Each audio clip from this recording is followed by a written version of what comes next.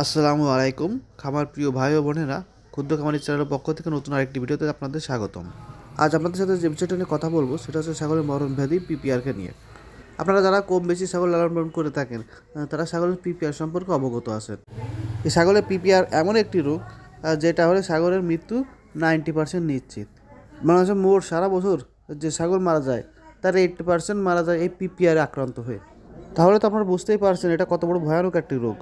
এই পিপিআর থেকে রক্ষার জন্য বাংলাদেশ সরকার প্রতি বছর বিনামূল্যে টিকা প্রদান করে থাকে। আপনারা স্ক্রিনে যেটা দেখতে পাচ্ছেন এটা তারই একটি অংশ বিশেষ। এখানে বিনামূল্যে টিকা প্রদান করা হচ্ছে পিপিআরের। সারা বাংলাদেশে সরকারি পর্যায়ে পিপিআরের টিকা বিনামূল্যে প্রদান করা হয়ে থাকে। যদি আপনার এলাকায় এই টিকা প্রদান করা না হয়ে থাকে তাহলে অবশ্যই আপনাদের ইউনিয়নের যে কর্মী আছে এই কর্মী তার সাথে যোগাযোগ করবেন।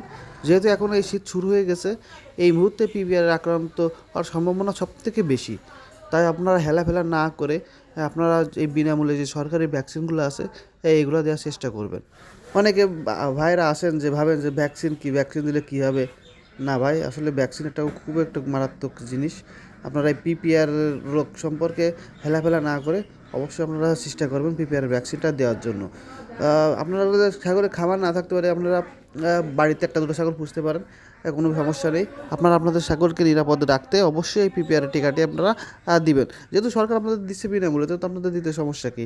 বিশেষ করে যারা বাণিজ্যিকভাবে ছাগলের খাবার করে থাকেন তারা পিপিআর সম্পর্কে বিশেষ সজাগ।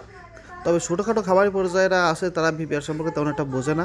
অবশ্যই তাদেরকেও মাঝে সচেতনতা গড়ে তুলতে হবে, তাহলে আমরা একসাথে এই পিপিআরের থেকে আমরা মুক্ত হতে পারবো। প্রিয় দর্শক, আজকে ভিডিও এই পর্যন্তই। পরবর্তী ভিডিওতে আবার দেখাবে। সেই পর্যন্ত সবাই ভালো থাকবেন, সুস্থ থাকবেন। আর একটা কথা, না বললেন, এখনও যারা আমার চ্যানেলটি সাবস্ক্রাইব করেনি অবশ্যই আমার চ্যানেলটি সাবস্ক্রাইব করে আমাদের পাশে থাকবেন।